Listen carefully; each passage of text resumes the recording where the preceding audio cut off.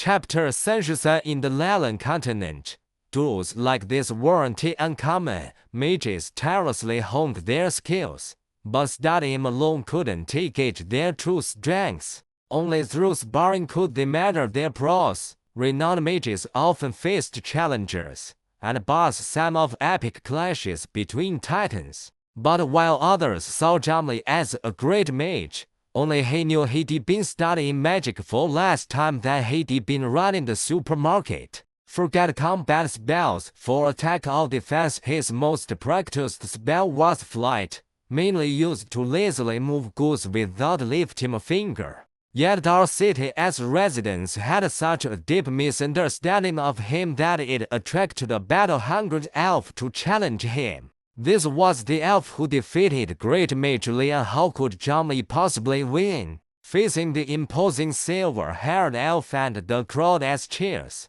Zhang Li was sweating bullets. He didn't move, and the elf frowned slightly. You refuse to fight? Mazerno glanced around. The shopping street was narrow, packed with people. The entrance blocked. The cramped space wasn't ideal, and using magic might harm bystanders. Follow me. With that, the elf floated upward, his silver hair billowing, and flew toward the forest outside the city, vanishing from sight. With no choice, Zhang Li used his best spell, flight, to shakily follow, leaving Dao City. As a first-time flyer, Zhang Li arrived clumsily, while the elf had been waiting for some time. The moment he landed, the elf's staff pointed at him. Make your move. Wait, you've misunderstood, Zhang Li blurted. Everyone else got it wrong. I am not some great mage, not the one you're looking for, Mazerno Nichan. No point hiding it now,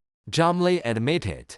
I just started learning magic. I am nowhere near ready to be your opponent. You just started. Yes, the elf asked calmly.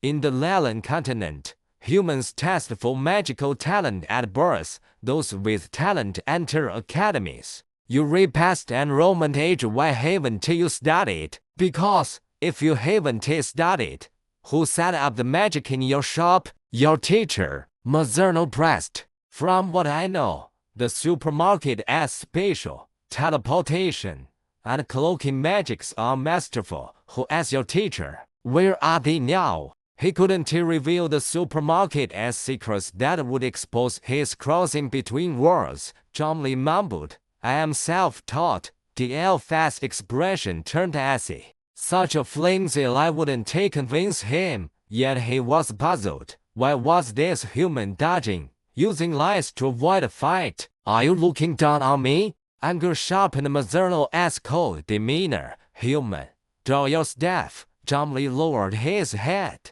I don't have a staff. Mazerno wasted no more words. Raising his staff, he set a basic attack at Zhang Li. The red light moved slowly, meant to provoke a response.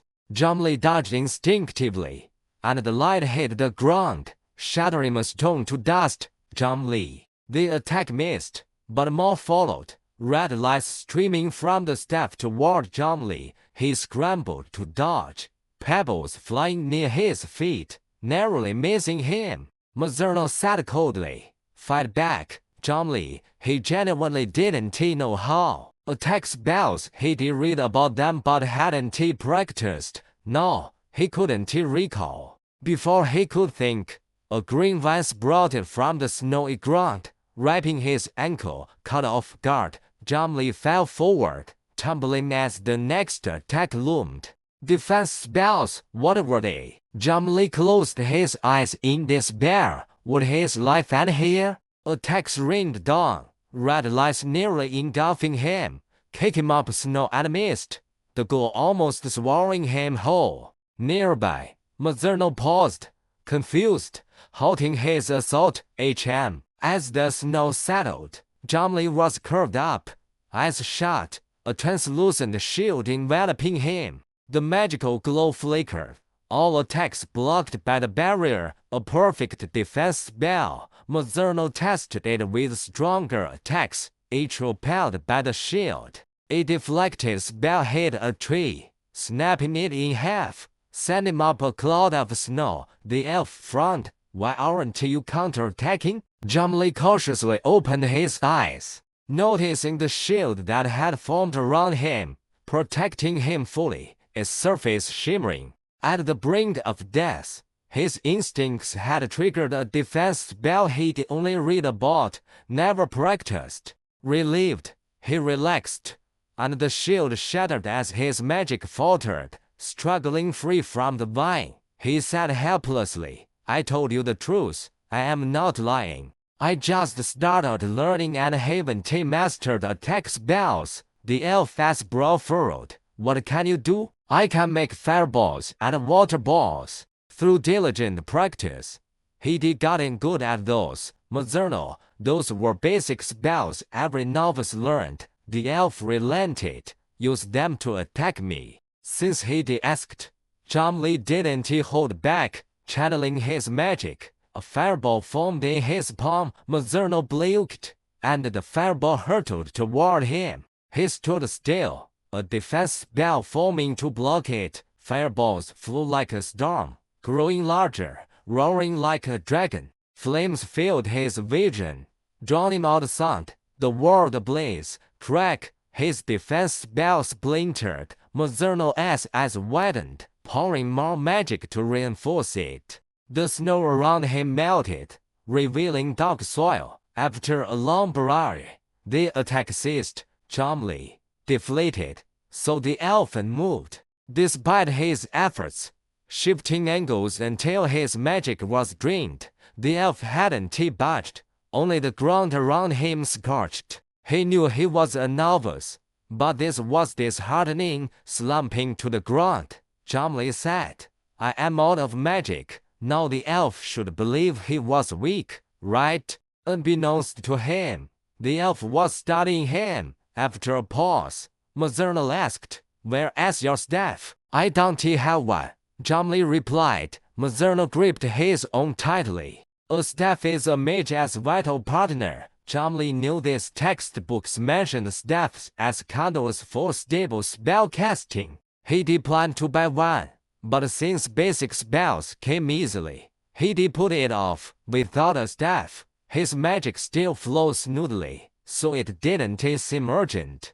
Mazerno didn't know Jumli's thoughts, but couldn't hide his shock. Every mage was taught that staffs enhanced spellcasting, like driving versus walking. Casting without one was harder and riskier. If Jumli was truthful, learning magic recently without a staff, yet wielding it so adeptly, breaking Mazerno's defense with basic spells and boasting vast magic reserves, what incredible talent! In his long life, Mazerno had faced countless elves, demons, humans, but none with such terrifying potential. If Jumli had a staff and used complex attack spells, Mazerno's grip tightened, the thought igniting his blood. But the elf's expression grew grave. Who as your teacher? With such talent, Jumli could be a mighty mage, perhaps the equal, Mazerno thought. But now, Jumli said wearily, I have no teacher. I am self-taught. Self-taught. Everything I said is true. Jumli stood, explaining, I can't tell you about the supermarket yet, but I am no great mage. It has all a misunderstanding. I've been learning from books, only knowing basic spells. Am not the opponent you want. Mazerno, they say you broke a talent testing device. Jumli touched his nose, mumbling, that was an accident. I've already paid for it. That mishap had fueled Dark City as wild rumors, drawing this elf to him. Jumli sighed deeply. The elf's green eyes studied him for a long time. Then he pursed his lips, seeing nothing clearly. Not fighting a word full disappointed him. Drained of magic, Jumli was hauled back to Dark City by the collar. As they landed at the gate, Augustus rushed out. Jumli, are you okay? Jumli shook his head. Aside from being out of magic, he was fine. Knowing he was a novice, the elf hadn't pressed further. Augustus sighed in relief. From the city wall, he did watch from afar, seeing only blazing firelight. When it faded, a scorched patch marked the snowy forest, hinting at a fierce battle. He asked the question on everyone's mind. Who won? I lost, Jomli said. Augustus was stunned. What? You lost? He was crestfallen. He did bet heavily on Jomli's victory. Was this sudden elf so powerful that even Jomli fell to him? Augustus rallied, patting Jomli's shoulder. You're already amazing. Elves live long, studying magic for ages. I heard even great Mage Leon couldn't beat him. Jomli, I am not that upset. Resting briefly in the supermarket, Jomli reopened the doors. Delayed by the duel, the supermarket opened late, and customers who hadn't shopped in 5 days poured in. While shopping, they saw Jomli and sighed. Mr. Jomli, you lost. News of his duel with the elf had swept Dar City, reaching every ear. Though Jomli lost, the crowd wasn't too disappointed. After all, this was the elf who beat Card Majorly, and losing wasn't surprising. Neither Jomli nor Mazzurno shared details of the duel. Some, like Augustus, had watched from the walls, seeing the fiery spectacle but lacking specifics. Meeting Jomli, they eagerly asked about the fight. Busy scanning items, Jomli replied offhand. Mr. Mazzurno was too strong. I wasn't his match. What magic did he use? A mage customer asked eagerly. Was it the same as when he beat Leon? No, he barely used magic. Jomli inwardly shed a tear for himself. Ding dong. The door chimed, welcoming a new customer, and the chatter hushed. Looking up, Jomli saw the silver-haired elf from earlier at the entrance. Startled, he greeted, Mr. Mazzurno. Mazzurno nodded coolly. His green eyes scanned the supermarket before stepping lightly to Jomli's counter. The customer in front quickly paid and stepped aside, lingering curiously with others to watch. I want to buy plant oil, Mazzurno said. Surprised, Jomli said nothing, fetching a small bottle of peanut oil from the shelf. Moments ago, they did beat magical adversaries. Now,